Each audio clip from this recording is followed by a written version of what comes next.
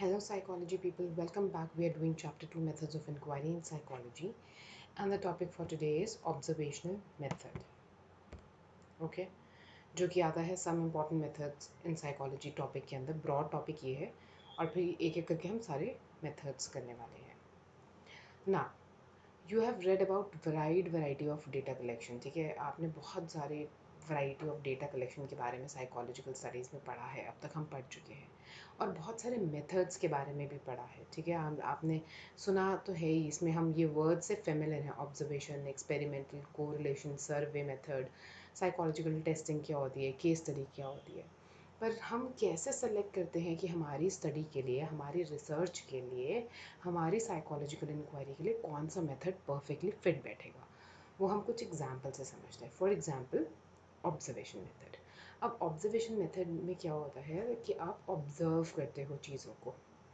ठीक है, for example, अगर आप कोई फुटबॉल मैच हो रहा है और आपने स्पेक्टेटर्स जो होते हैं स्टेडियम में उनका बिहेवियर ऑब्जर्व करना है, तो आप वहाँ प्रेजेंट होंगे स्टेडियम में और उनका बिहेवियर देखेंगे कि कितने एग्रेसिव फैंस क्यों हो जाते हैं, क्यों फैंस जो है आपस में लड़ने लगते हैं. ठीक है, तो ये जो भी बिहेवियर उनका होता है वो सब ऑब्जर्व करने के लिए जब आप प्रेजेंट होंगे स्टेडियम में, उसको कहते हैं ऑब्जर्वेशन मेथड. सेकेंड मेथड आता है एक्सपेरिमेंटल मेथड. एक्सपेरिमेंटल मेथड ज़्यादातर यूज़ हम करते हैं कॉज एंड इफेक्ट रिलेशनशिप के लिए. कॉज एंड इफेक्ट रिलेशनशिप मतलब कि किसी किसी चीज़ का कॉज, जब कोई चीज़ कॉज हो जाती है, उसका इफेक्ट देखने के लिए कि एक चीज़ का दूसरी चीज़ पे क्या असर पड़ता है, वो देखने के लिए हम कॉज एंड इफेक्ट रिलेशनशिप देखने के लिए एक्सपेरिमेंट मेथड का यूज़ करते हैं. फॉर एग्जांपल, आप ये देखना चाहते हैं कि एंग्जाइटी का हमारी परफॉर्मेंस पे क्या इफ़ेक्ट होता है. ठीक है, क्या हमें बहुत ज़्यादा जब एंग्जाइटी होती है तो ऐसा होता है कि एग्ज़ाम में आती जाती चीज़ें हम भूल जाते हैं.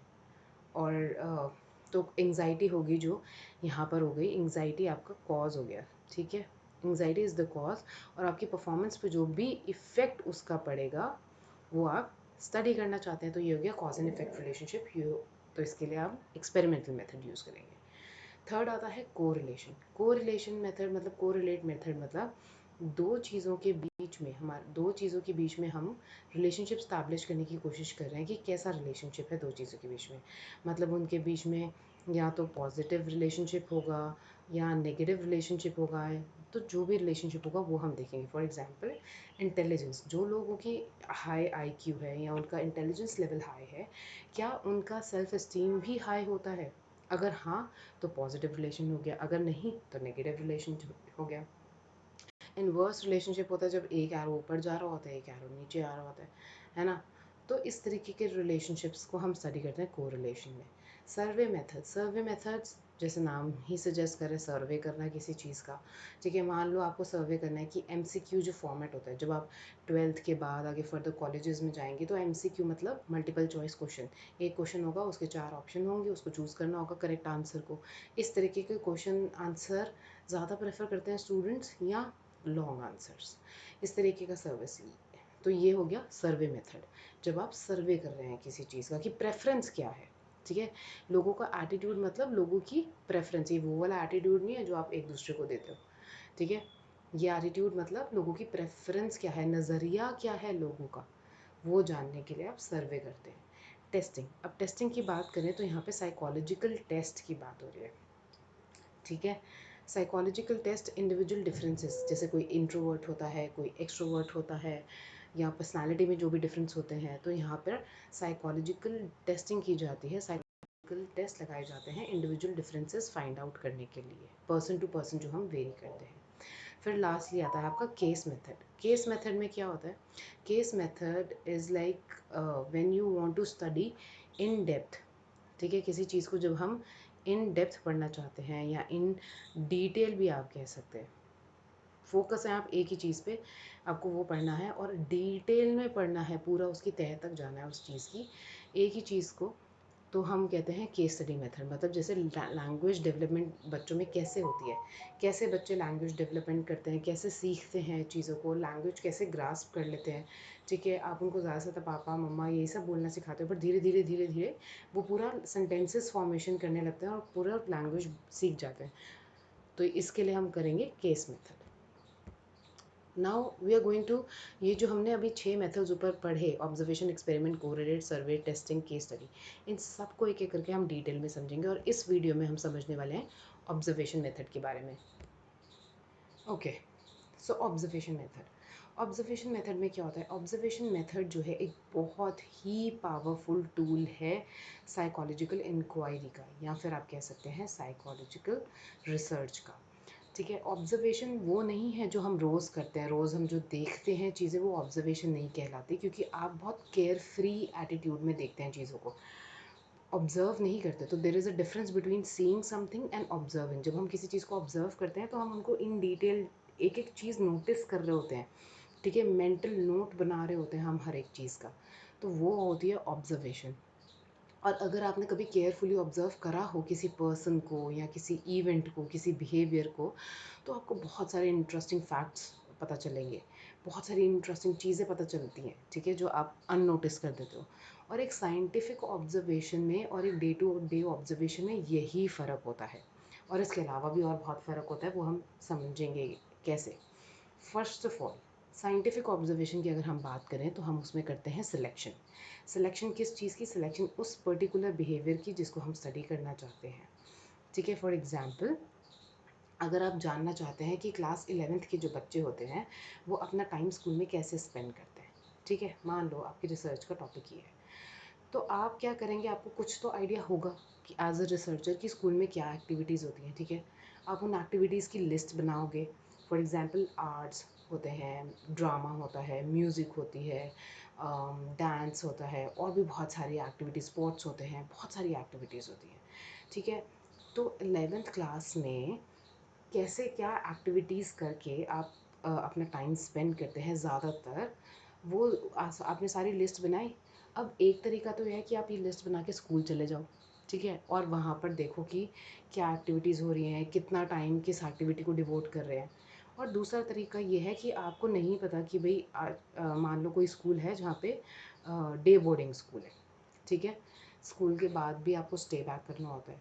तो आपको अगर कोई आइडिया नहीं है तो आप क्या करोगे कि आप फिर एक्सप्लोर करोगे, वहाँ पे डिस्कवर करोगे या फिर एक्सप्लोर करोगे। तो आप क्या करोगे? चले जाओगे बस वहाँ पर अपने रिकॉर्डिंग का मटेरियल लेकर, और वहाँ जाकर आप देखोगे कि ऑब्ज़र्व, जो भी चीज़ें आप ऑब्ज़र्व करोगे उसके नोट्स बनाते चले जाओगे, चीज़ों को ऑब्ज़र्व करते जाओगे और जो भी ऑब्ज़र्व करोगे उसके नोट टेकिंग करते जाओगे। That is how you can observe, ठीक है। आगे चलते हैं। अब आगे बात रिकॉर्डिंग की। एक बार आपने डिसाइड कर लिया आपने कौन सा बिहेवियर को ऑब्जर्व करना है, फिर उसके बाद आप मेथड ऑफ रिकॉर्डिंग डिसाइड करोगे कि मैं उस बिहेवियर को रिकॉर्ड कैसे करूँगी या करूँगा। फॉर एग्जांपल, कि आप मार्किंग टैलीज, आपने 10 तक तो मैथ्स पढ़ी ही है, तो आपको पता होगा फ्रीक्वेंसी के बारे में, ठीक है। याद है हम फ्रीक्वेंसी का टेबल बनाते थे, वन, एक बार वो बिहेवियर हुआ तो 1 मार्क लगा दिया, सेकेंड टाइम हुआ सेकेंड मार्क, थर्ड टाइम हुआ थर्ड मार्क, फोर्थ टाइम हुआ फोर्थ मार्क, और फिफ्थ पे हम ऐसे क्रॉस कर देते थे। तो ऐसे 5 5 का सेट बना देते थे, ठीक है, फ्रीक्वेंसीज़ का। तो ऐसे मार्किंग टैलीज करके आपने रिकॉर्ड करना है, या आपने नोट्स बनाने हैं अपनी कॉपी में, अपनी हैंड राइटिंग में कुछ फटाफट फटाफट लिखना है, या हम चीज़ों का शॉर्ट फॉर्म भी बना लेते हैं अपने आप। जैसे बिहेवियर के लिए मैं लिखती हूँ ये, और आपको पता होना चाहिए साइकोलॉजी स्टूडेंट हो आप, ये साइकोलॉजी का साइन है, ठीक है। तो साइकोलॉजी जहाँ वर्ड यूज़ होना है, साइकोलॉजिकल जहाँ वर्ड यूज़ होना है, वहाँ मैंने ये लिख दिया। रिसर्च के लिए मैंने सिर्फ आर डॉट लिख दिया। तो इस तरीके से शॉर्ट हैंड कह लो, उसको शॉर्ट हैंड कह लो, या जैसे भी आप कह लो, शॉर्ट लैंग्वेज अपनी, उसमें आपने नोट्स बना लिए। अगर आपको फ़ोटोग्राफ की ज़रूरत है, वीडियो रिकॉर्डिंग की ज़रूरत है, सिंबल सिंबल में तो साइकोलॉजी का मैंने बताया, जैसे ऐसे सिंबल आ गया। फ़ोटोग्राफ्स की ज़रूरत है, वीडियो रिकॉर्डिंग की ज़रूरत है, जैसे भी आपने रिकॉर्डिंग करनी है वो आप अपना मेथड चूज़ करोगे। अगर आपने फ़ोटोग्राफ्स और वीडियो रिकॉर्डिंग करनी है, then you have to take permission also, ठीक है। आपके पार्टिसिपेंट्स को नॉर्मली आप परमिशन लेके करते हैं। अब आ गया एनालिसिस ऑफ डाटा। अब आपने डिसाइड कर लिया, पहले सिलेक्शन कर लिया आपने कि कौन सा बिहेवियर मैंने स्टडी करना है, उसके बाद आपने रिकॉर्डिंग का भी मेथड ढूंढ लिया कि कौन से मेथड से मैंने रिकॉर्ड करना है।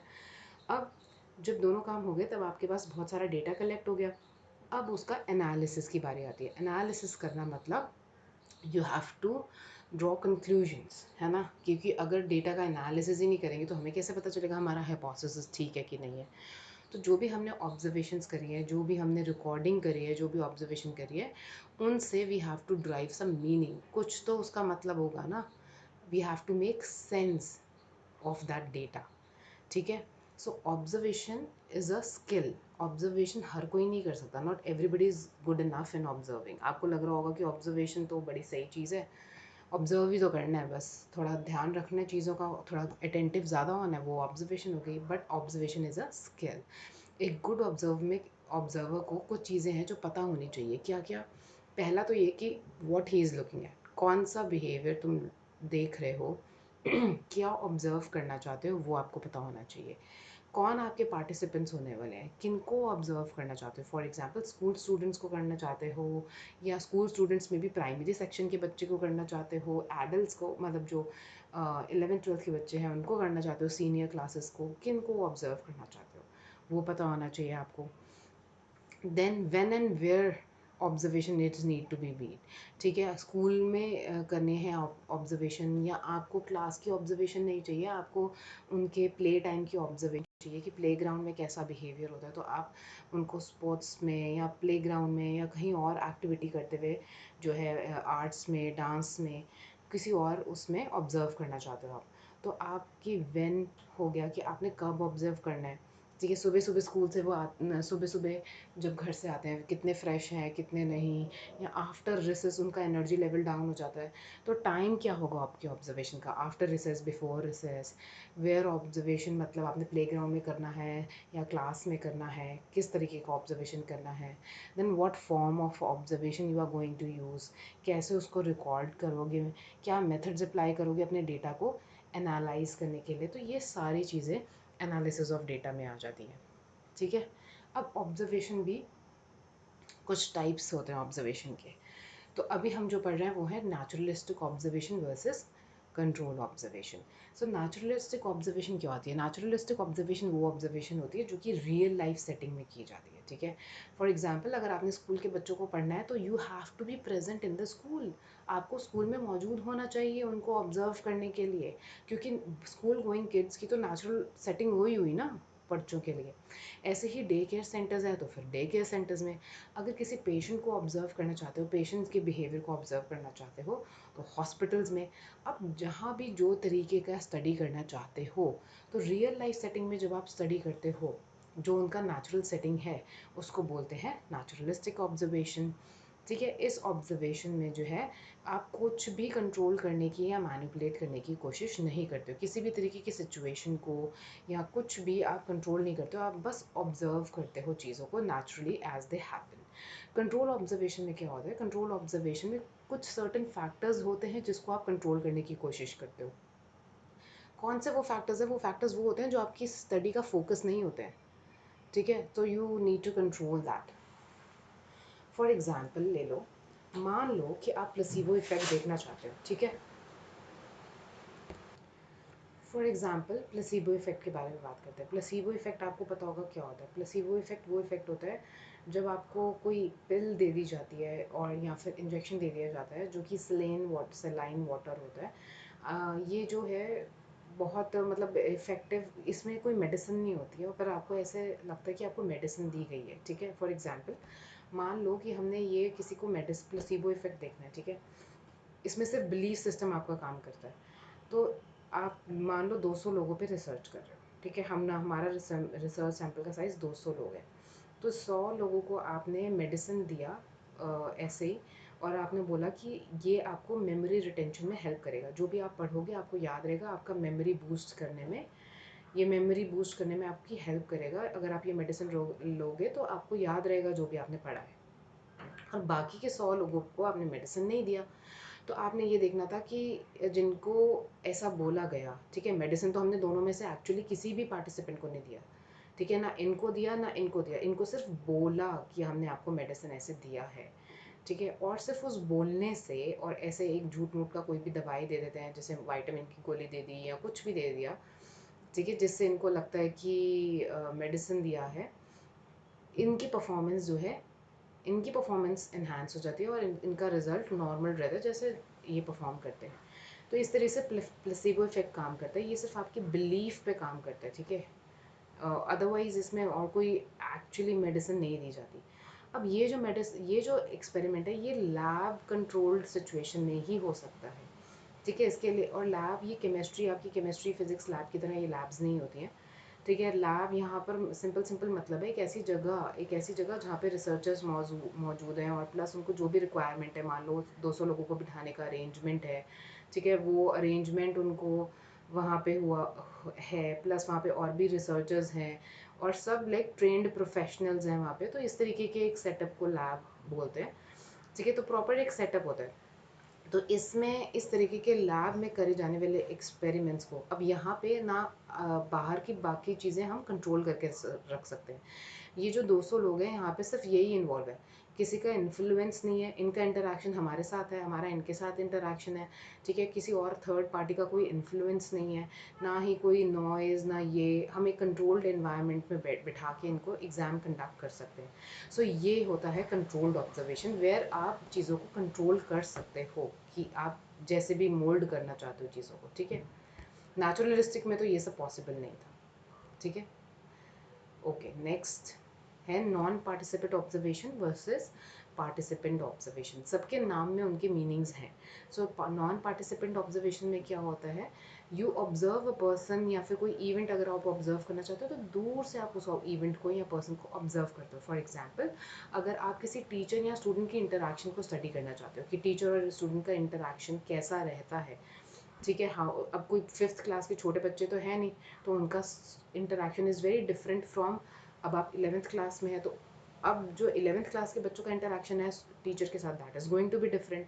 तो अगर आप ये इंटरेक्शन अगर पढ़ना चाहते हो तो आपके पास दो मेथड्स हैं, या तो आप कोई वीडियो कैमरा इंस्टॉल कर दो, ठीक है, जहाँ पे आप क्लासरूम में होने वाली एक्टिविटीज़ को रिकॉर्ड कर सको और उसमें से इंटरेक्शन वाला पार्ट जो है आप यूज़फुल होगा आपके लिए। सेकंड, या फिर आप कॉर्नर में एक बेंच पे जाके बैठ जाओ और खुद जाके ऑब्जर्व करो चीज़ें कैसे हो रही हैं, क्या इंटरेक्शन हो रहा है, कैसे इंटरेक्ट कर रहे हैं बच्चे।